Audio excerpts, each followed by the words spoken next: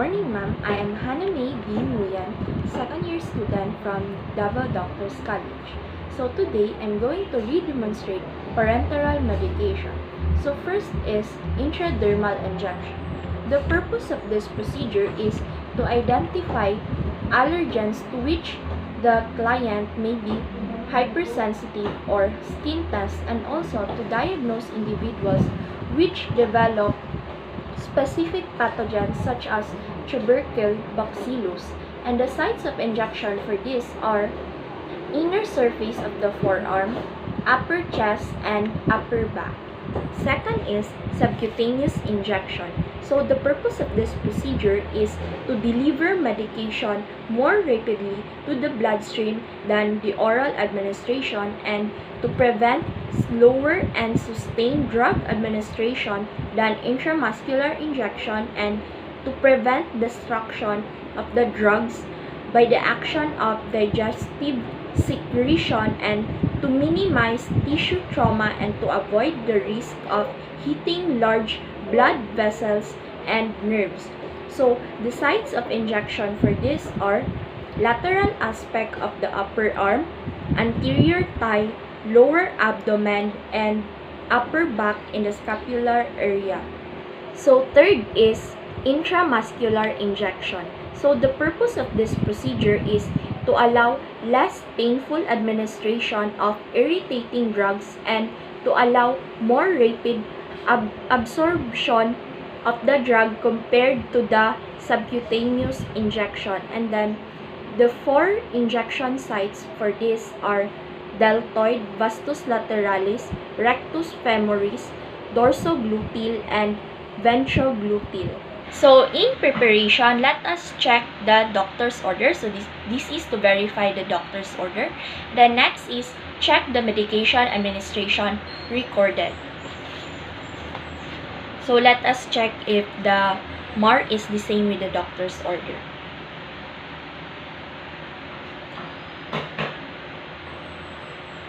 So I already checked it.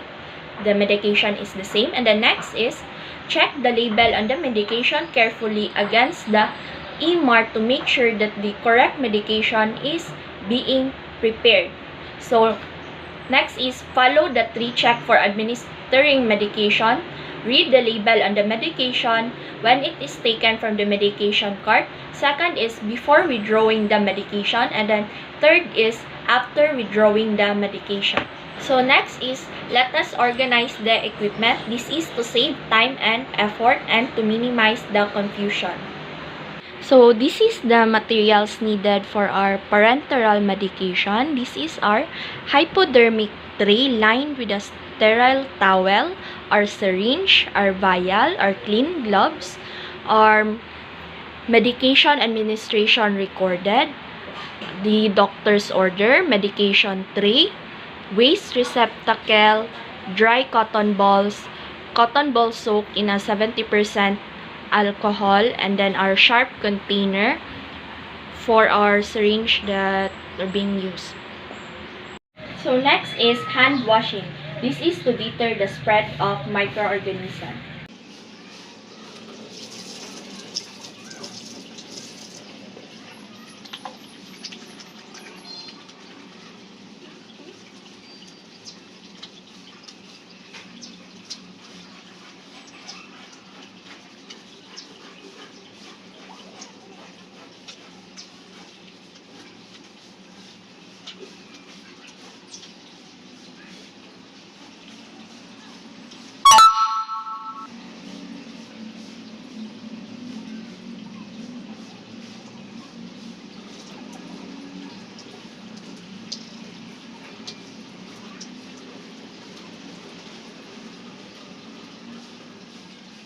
So next is prepare the medication for drug withdrawal.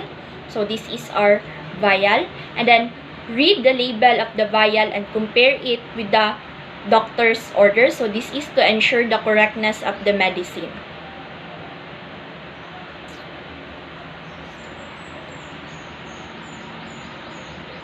So our medication is right.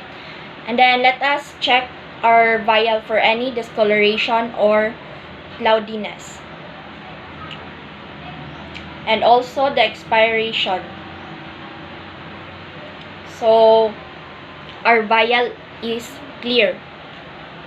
So let us remove the protective cup or clean the rubber cup if previously open with an antiseptic wipe. So since this is not previously open, let us not clean it anymore. And then let's remove the protective cup.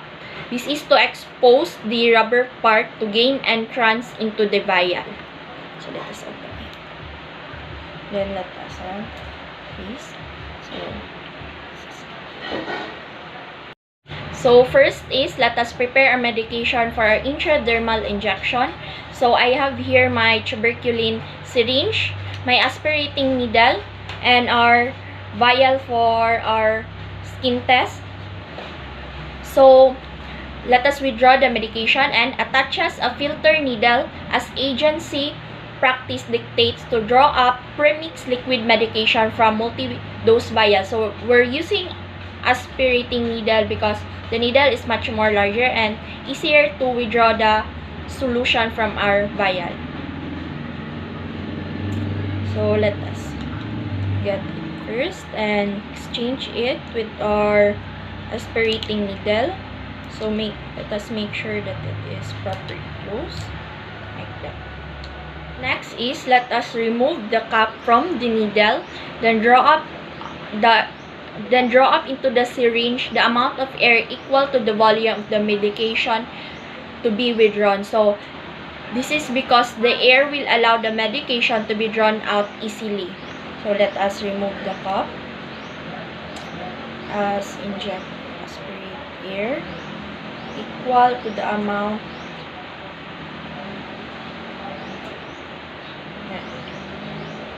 So I already inject air. So next is, carefully insert the needle into the upright vial through the center of the rubber cup, maintaining the sterility of the needle, and then inject the air into the vial, keeping the bevel of the needle above the surface of the medication. So let us inject air.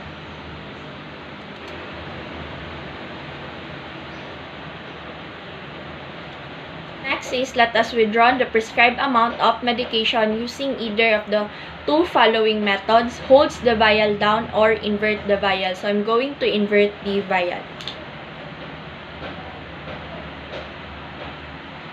So let us get the desired amount.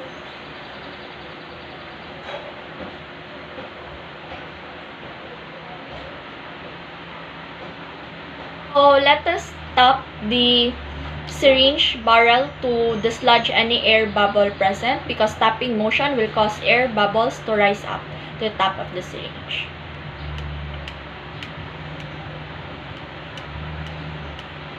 Since I've already exchanged the aspirating needle to our injection needle, let us prepare again for our subcutaneous injection medication. So let us put this first in our medication tray.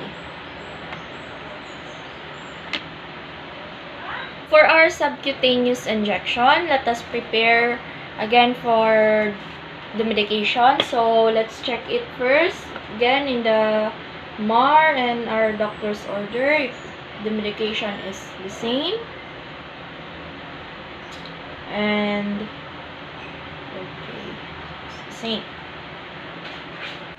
So next is, let's check again our vial before withdrawing. So this is alright. And then let's check for, since this is new vial, let's check for any cloudiness or discoloration and expiration date. So our vial is clear. So this is set to go. And then for our subcutaneous injection, we're going to use a 3 cc syringe. So let's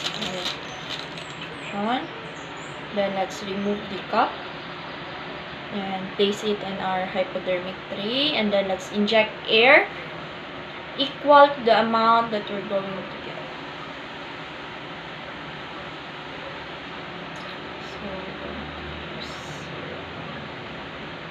So let's inject the air to our vial. And then, let's withdraw.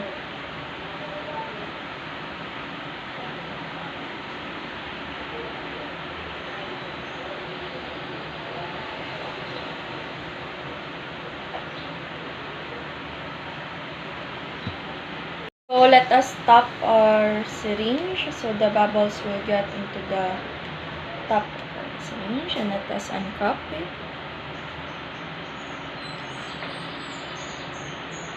So let us put this first in our hypodermic tray. And then next, we're gonna prepare for our intramuscular injection. So let's get again the MAR and our doctor's order. So,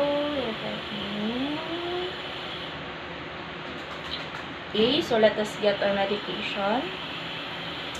So, we are using ampule for our intramuscular injection. So, let us check it again to our medication.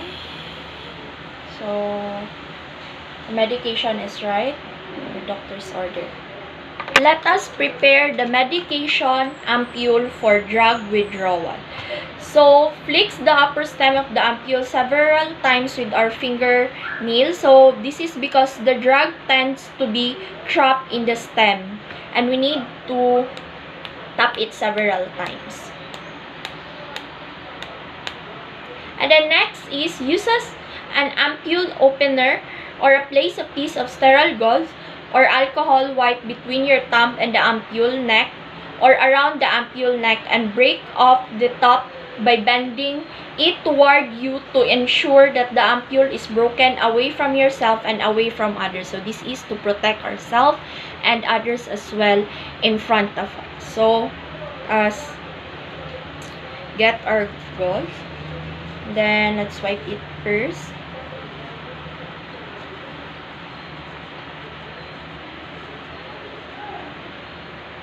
And then, let us break it.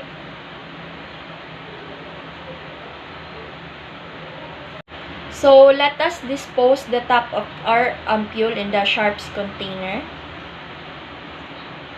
And the next is, let us withdraw the medication and places the ampule on a flat surface, and then attaches the filter needle straw to the syringe and removes the cap from the filter needle and insert the needle into the center of the ampule, and do not touch the rim of the ampule with the needle tip or shaft. So this is to prevent any contamination. And then dispose the filter needle by placing in a sharps container, and if giving an injection, replace the filter needle with a regular needle, and then tighten the cap of the hub of the needle and push the solution into the needle to the prescribed amount. So let us withdraw the medication. And the medication, holding our ampule in a slanting position. So make sure that the measurement is facing you.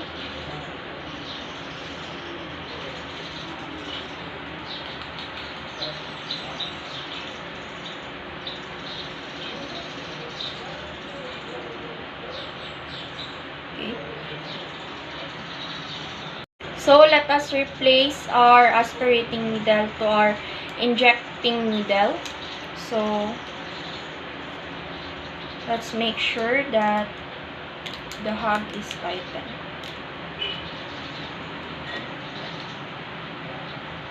So, next is we will get ready to go to our patient's room to administer all the medication that we prepared. So, first is we're gonna bring our patient chart, because the chart of the patient is more reliable than the medication ticket. And then, let us transfer our prepared medication in our hypodermic tray, which have our medication ticket. So, assuming that this is color blue, because color blue medication ticket is for parenteral medication. So, our medication ticket includes the client's full name, the date and the time of the order, the name of the medication, the ordered dosage, and the form of the medication, the route of administration, the time or frequency of administration, and the signature of the ordering physician. So, let us place it here with our medication ticket. and also our dry cotton ball and our cotton ball soaked in an alcohol. So let's get ready and go to our patient's room, of course with our patient's chart. So let us wear our gloves before going to our patient's room. This is to protect ourselves and also to protect our patients.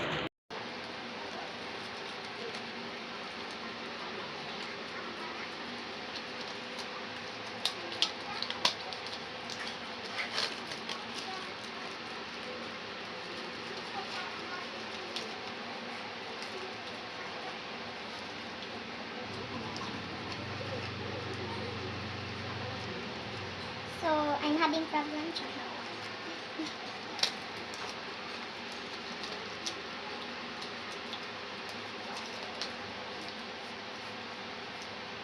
So, ready na.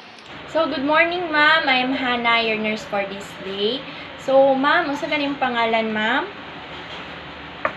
Your birthday? Okay, check lang ko sa wristband, ma'am, ha? Okay, musta man, ma'am? Okay lang ka karon? Okay, so, check na ko yung ano, ma'am.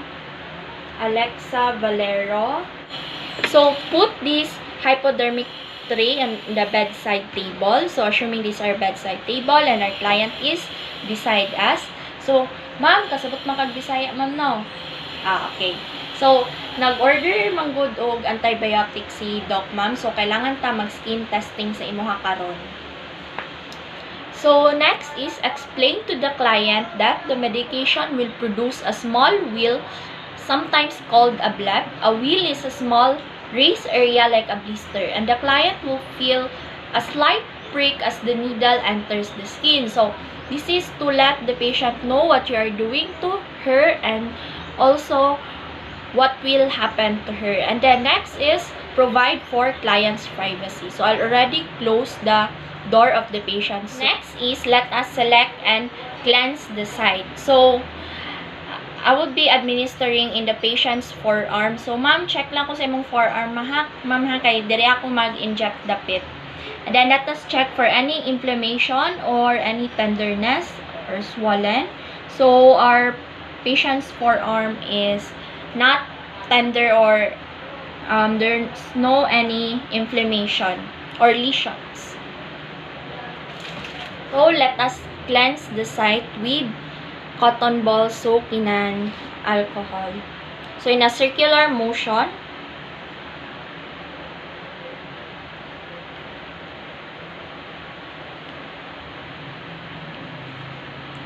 so let us dispose in our waste receptacle.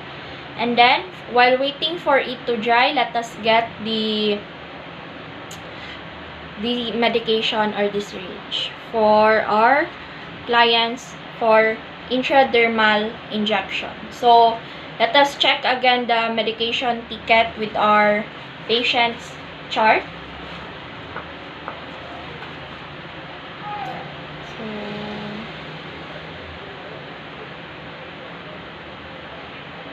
Okay, so I've already checked it. We are holding the right medication to our right client. So let us uncup here. Next is let us inject the fluid, and then with the non-dominant hand, pull the skin to the site until it is taut. For example, if using the ventral forearm, grabs the client dorsal forearm and gently pull it to tighten the ventral skin, and then insert the tip of the needle far enough to place the bevel through the epidermis into the dermis, and then stabilizes the syringe and the needle, and inject the medication carefully and slowly so that it produces a small wheal on the skin, and then withdraws the needle quickly at the same angle at which it was inserted, and activate the needle safety device and applies a bandage if indicated. Already inject our medication, and then holding it like a dart, and then place our syringe into a 10 to 15 angle. So, using our non-dominant hand, let's place it like this.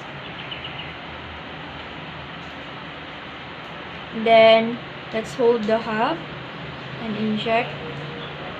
Push on.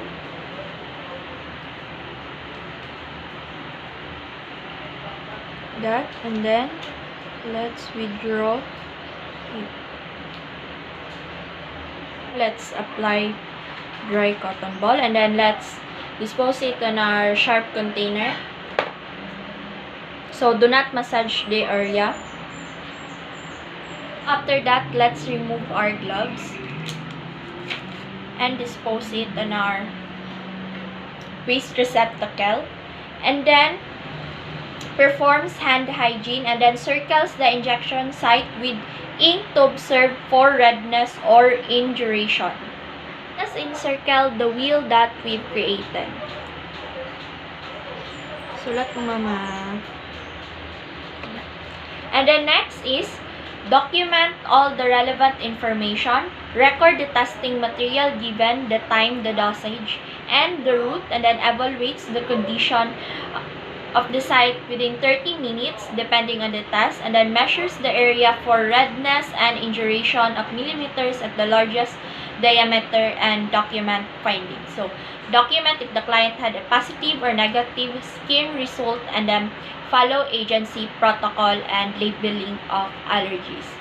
So let us document it on the nursing station, and then performs hand hygiene to deter the spread of microorganisms. And Let's do alcohol rub.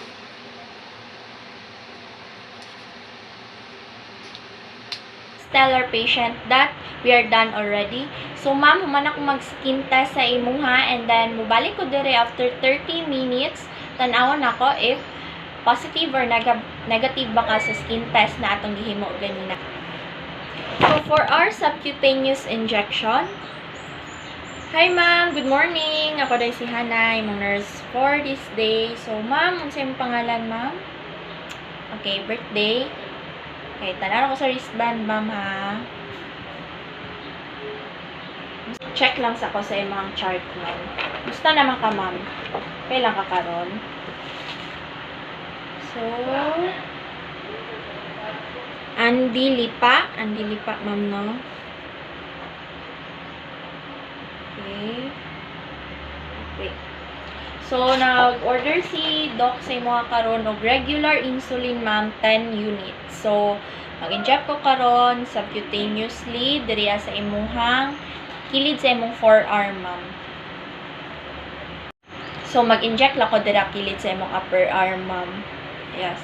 And then, assist the client to a supine lateral prone or sitting position. So, kaya lang ni mo mulingkod, ma'am. Sige, ikot ta, ma'am. Okay. Diriya lang ako mag-inject na site, ma'am. Diriya lang dapit. And then next is select and locate and cleanse the site. And then select a site free of skin lesions, tenderness, swelling, hardness, or localized inflammation, and one that has not been used frequently. And then if injection are to be frequent, alternate site, avoid using the same site twice in a row, and then apply clean gloves. So let us select and clean the site with an antiseptic swab. Pahid ko, ma'am, ha. A circular motion. And then, so while it is drying, let us get the medication.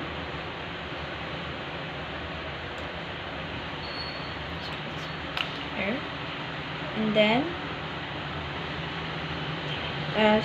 position the patient like this. So I'm gonna use the NATO.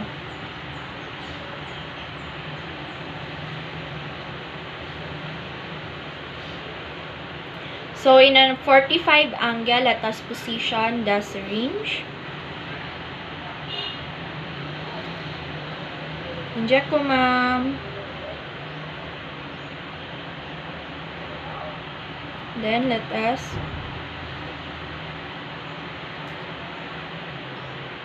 hold the hub while injecting, and then slowly withdraw the syringe, and then put it in our sharp container.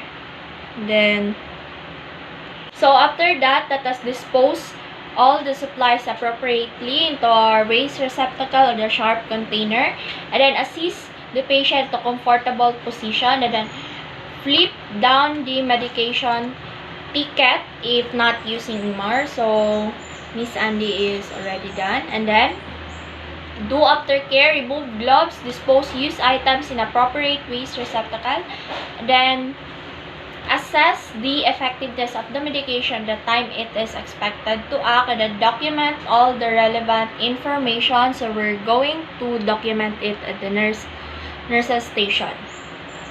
So thank you, ma'am. Pwede na kami lingkod sa akin. Okay. For gloves, because we're going to go next to our next patient, then performs hand washing.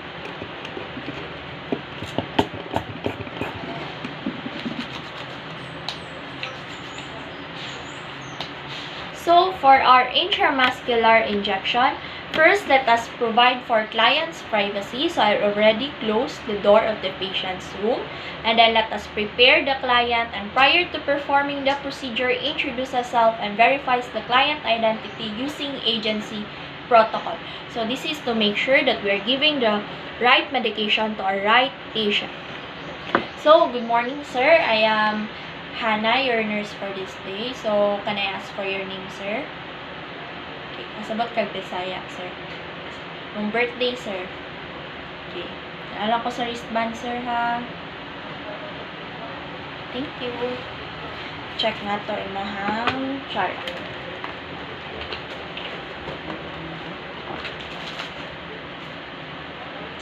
Okay. So, Roger Darling, sir. Roger Darling.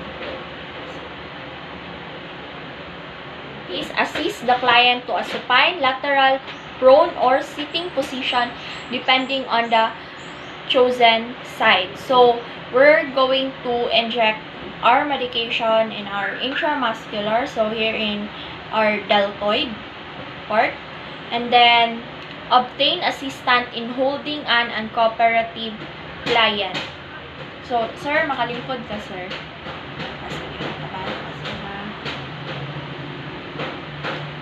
Kaya, ano mo, sir? Kaya.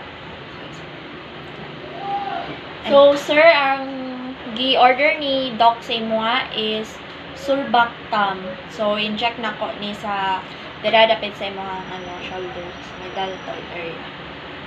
Sir. And then, next is select and locate and cleanse this site using an antiseptic swab or an cotton balls with alcohol. And then, select a site with free of skin lesion, tenderness, swelling, and hardness or localized inflammation.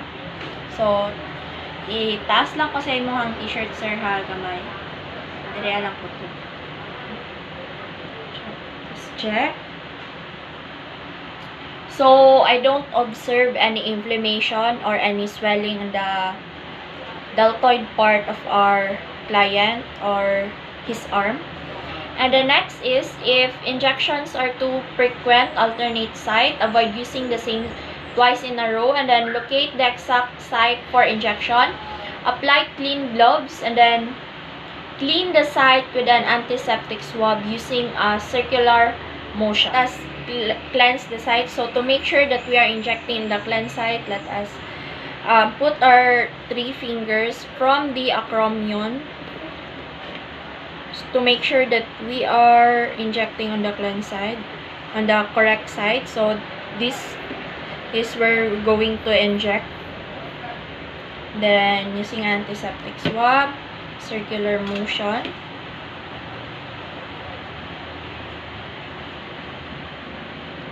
And then dispose it on our waste receptacle, and then prepares the syringe for injection. Remove the needle cover and discard without contaminating the needle. Then inject the medication using the Z-track technique. So, let's check again our medication ticket. So, this is injection. So, let's place our syringe in a 90 angle. So this.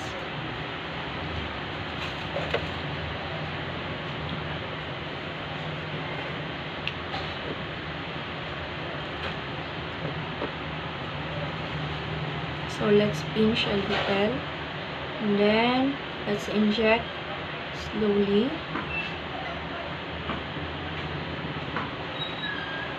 And then let's aspirate first if we hit the vein. So if there's no blood coming out, let's continue to inject. It means that we didn't hit the vein and we're injecting it in the correct side. So slowly, let's inject.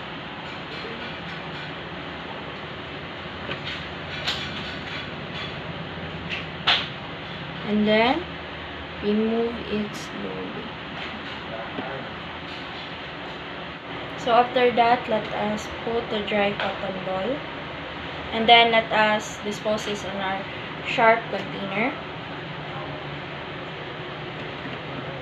So next is remove and discard the gloves and perform hand hygiene.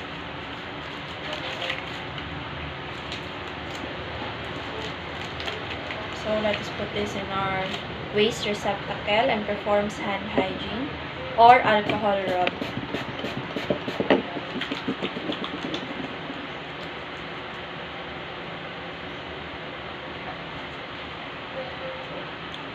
And then, after that, document all the relevant information, the date of the time and date of the administration, drug name, dose, route, and the client's reaction. So, at least for the documentation purposes that we have done the procedure. And then, next is assess the effectiveness of the medication at the time it is expected to act. So, let us inform the patient. So, sir, manakog administer sa imong medication, and then mubalik lang ko diri unya para mag-assess sa imuha. And then, if na mga concerns, ko lang na matubag. Thank you. We are already here in our nurses station, so let us all document the medications that we administer to our patients.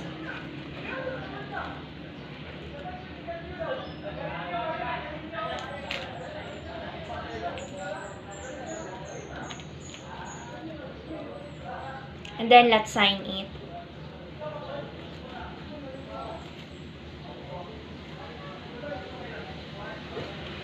So that is all for the parenteral medication of the subcutaneous, intradermal, and intramuscular injection. Thank you.